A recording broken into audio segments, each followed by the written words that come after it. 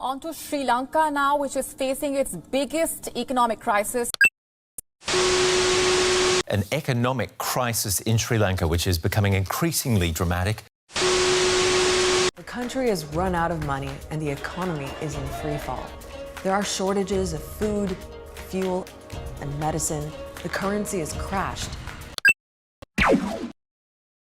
Sri Lanka economic crisis से गुजर रहा है। 1948 अपनी इंडिपेंडेंस के बाद से साल 2019 से हुआ यह अब तक का सबसे वर्स्ट इकोनॉमिक क्राइसिस है श्रीलंका के लिए। देश में इन्फ्लेशन बढ़ रहा है, फूड शॉर्टेज हो रही है, मेडिकल सप्लाई, फ्यूल, गैस और जितनी भी जरूरत की चीजें हैं उन सभी के प्राइस इंक्रीज हो रहे हैं। लोग गवर्नमेंट के खिलाफ प्रोटेस्ट कर रहे हैं, अब तो पीएम भी चेंज हो चुके हैं। लेकिन इस क्राइसिस का कारण क्या है? क्राइसिस का कारण मल्टीपल फैक्टर पर डिपेंड करता है, जैसे कि टैक्स कट्स, मनी क्रिएशन और गवर्नमेंट की नेशन वाइड पॉलिसी जिसमें इनऑर्गेनिक फार्मिंग से ऑर्गेनिक फार्मिंग पे शिफ्ट होना, ईस्टर बॉम्बिंग जैसे इवेंट और कोविड-19 को कैसे भूल सकते हैं। और प्रेसिडेंट गोटा राजपक्षा की गवर्नमेंट का देश की इकोनॉमी को मिसमैनेजमेंट करना, जिससे जनरल पब्लिक और कई अपोजिशन पार्टी प्रोटेस्ट करने लगी करंट गवर्नमेंट के खिलाफ। अब सवाल ये है कि इस इकोनॉमिक क्राइसिस के पीछे जो मेन रीजन है उसके लिए रिस्पॉन्सिबल कौन है? श्रीलंका की पब्लिक 2019 के बाद जो गवर्नमेंट पावर में आई है उसको पूरी तरह से इस क्राइसिस का जिम्मेदार मानती है, जो कि सही भी है क्योंकि फाइनेंस का मिसमैनेजमेंट तो हुआ है। और प्रोटेस्ट में गो गोटा गो के नारे भी पब्लिक ने लगाए। यहाँ पर गोटा शब्द का इस्तेमाल प्रेसिडेंट गोटाबया राजपक्षा के लिए हो रहा है। आपको पता होगा कि श्रीलंका के पीएम और प्रेसिडेंट का सरनेम एक ही है और ये इत्तेफाक बिल्कुल भी नहीं है क्योंकि ये दोनों भाई हैं। और यही परिवारवाद या फिर पॉलिटिक्स में नेपोटिज्म भी एक बहुत बड़ा कारण है श्रीलंका के बुरे दिनों का, क्योंकि यहाँ केवल प्रेसिडेंट और पीएम ही एक इंपॉर्टेंट पोजीशन पर नहीं है, बल्कि गोटा राजपक्षा फैमिली के कई फैमिली मेंबर्स एक इंपॉर्टेंट पोजीशन पर बैठे हुए हैं। इसको इस तरह से समझते हैं।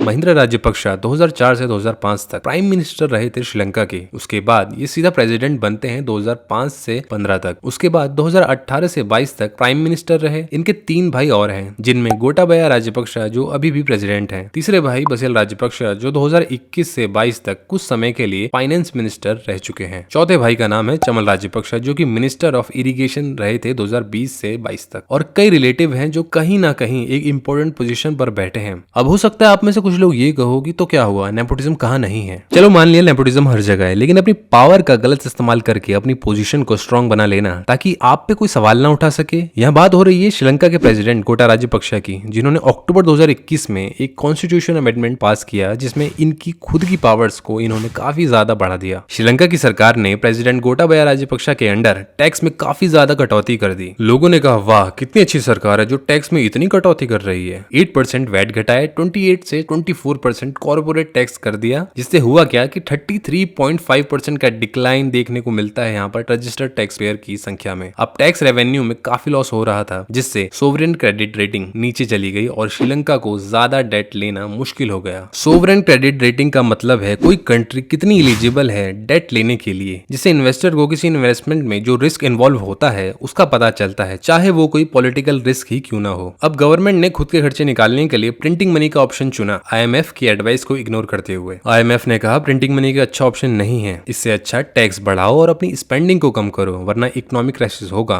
और हुआ भी वैसा ही। अब बात करते हैं रशिया यूक्रेन वॉर की, जिसका इंपैक्ट श्रीलंका पर कैसे हुआ। अब देखो, रशिया यूक्रेन वॉर का इंपैक्ट पूरी दुनिया पर ही हुआ है, लेकिन श्रीलंका के टूरिज्म सेक्टर पर इसका काफी बड़ा असर देखने को मिला है। श्रीलंका का टूरिज्म सेक्टर 10 से 12% कंट्रीब्यूट करता है श्रीलंका की जीडीपी में। अब ये टूरिज्म सेक्टर रशिया और यूक्रेन इन दो कंट्रीज पर बहुत ज्यादा डिपेंड करता है, क्योंकि सबसे ज्यादा जो टूरिस्ट श्रीलंका में आते हैं वो इन्हीं दो कंट्रीज से आते हैं। और रशिया दूसरा सबसे बड़ा मार्केट है श्रीलंका की टी एक्सपोर्ट के लिए। अब इन बिजनेस सेक्टर से जो रेवेन्यू गवर्नमेंट के पास जाता था अब वो भी बिल्कुल ना के बराबर है। इस टॉपिक पर ऑलरेडी काफी ज्यादा वीडियोस बन चुके हैं, मैंने शॉर्ट में बस अपने कुछ पॉइंट्स रखे हैं। अगर इस टॉपिक के बारे में आप और जानना चाहते हो तो यूट्यूब पर आपको काफी वीडियोस मिल जाएंगी। तो आज के लिए बस इतना ही। अगर वीडियो अच्छी लगी हो तो आप लाइक, शेयर और सब्सक्राइब भी कर सकते हो। मिलते हैं अगली वीडियो में, तब तक के लिए बाय बाय।